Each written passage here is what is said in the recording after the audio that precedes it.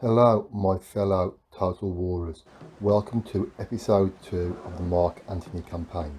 On today's video we are going to look at victory conditions and the campaign objectives. So what do we mean by victory conditions? As with all of the Total War games, you can win by either achieving a military, economic or a cultural victory.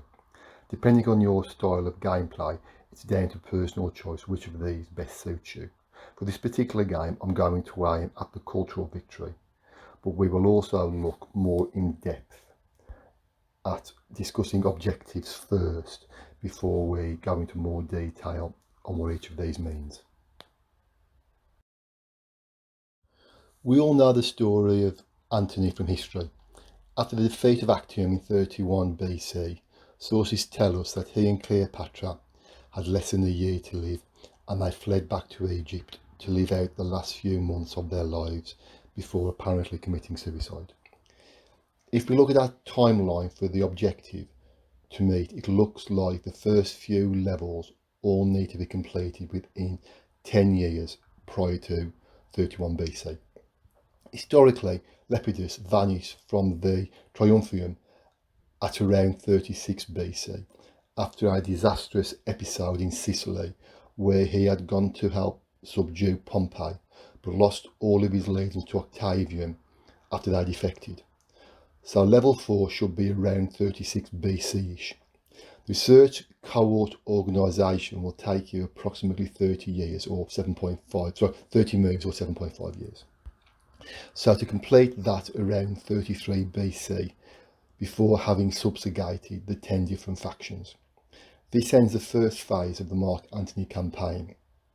As a result, your armies have marched east deep into Parthian territory, something Antony never actually managed to achieve. His invasion via Armenia was a disaster from the start. You will also have taken control of Dacia, thus surrounding your Thracian allies and giving yourself a good springboard to attack Pannonia.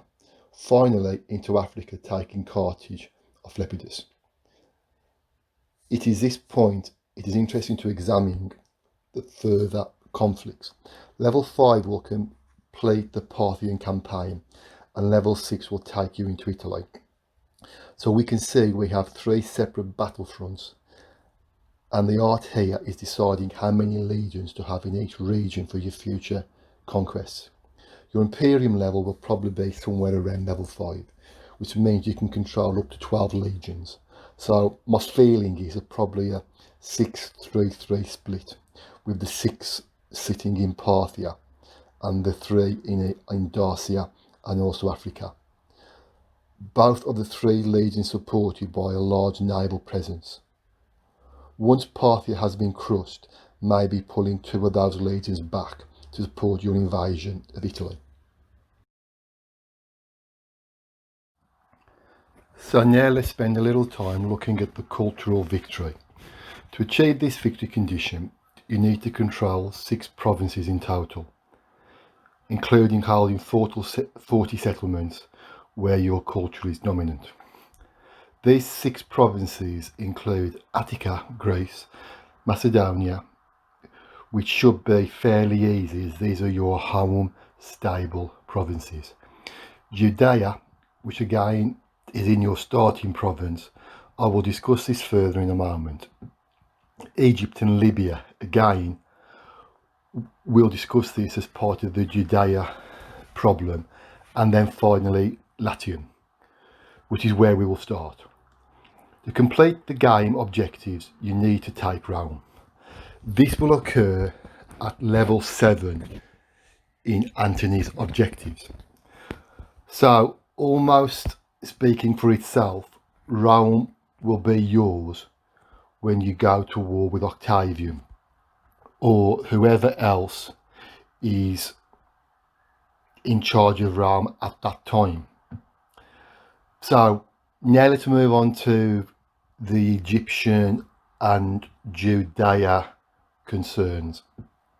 Starting point of the game, both of these will be your vessels, but they do have a habit of falling out and declaring war on one another, and you will need to decide at this point whose side you want to stay on, who you want to stay as your ally. For me, it's always a very easy choice. Clio every time. The Egyptian Empire is much larger and is part of your cultural objectives.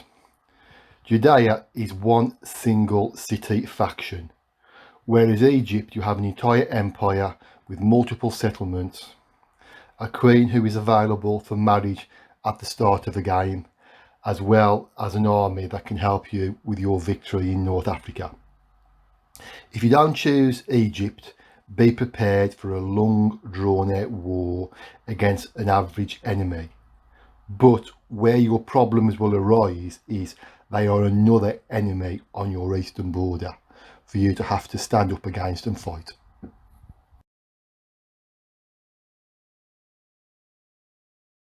This though is only part of the cultural victory.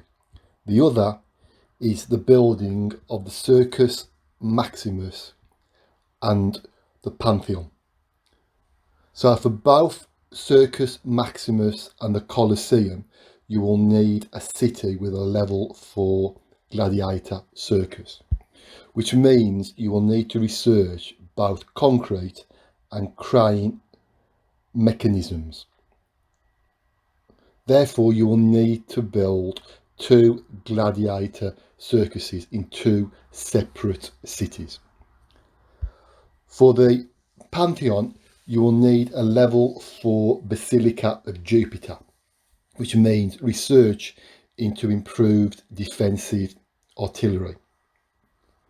To achieve your cultural victory, you will need to also have researched 30 separate technologies out of the available 54, which shouldn't really be a problem, as this will be long and drawn out, so you have plenty of time to research stuff as long as you do it in the correct order.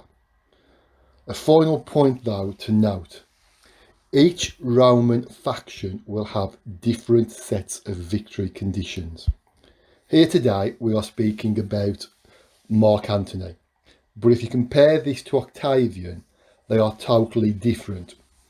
Octavian needs to hold his 3 core provinces, which is Italia, Latium and Cisalpine. But his other 3 additional provinces are Egypt, northern Spain and Thracia. Also, his other objectives are different as well. For him to achieve it, he needs to build the Colosseum, and he also needs to build the Great Sewer. So as you can see, his building requirements are different to those of Mark Antony. This will be the same for whichever Roman faction you choose. They will all have unique victory conditions for each of the 3, either for a trade, for a war victory, or obviously the one we're talking about in this episode, the cultural victory. So it's best to do a little bit of research as you start the game to understand what your objectives are, where you need to go and how you need to progress these.